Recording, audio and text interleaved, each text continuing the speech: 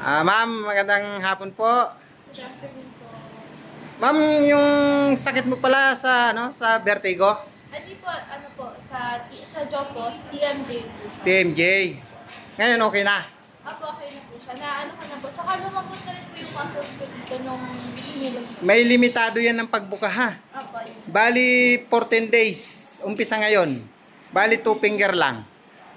Bawal muna yung sobrang tigas na pagkain. Ngayon, sabi ba sa'yo ni Richard? Yung limit na pagbuka ng bibig? Apo, ganito lang. Yun, bali 14 days ha, 2 finger. Bawal muna, paghihikab ka, sinabi na rin sa'yo.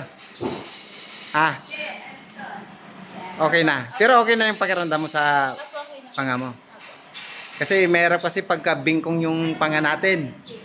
Yun ang nagiging sintomas ng pagkahilo natin.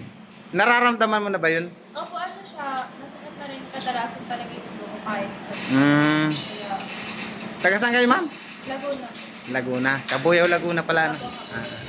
Sige, salamat sa inyong pagtitiwala. Talagang okay na yung mo, sa panga mo. Okay na po. Sinabi ba na po na may follow-up check-up yan? Meron po sa 22 to 26, babalik po ako dun sa AC.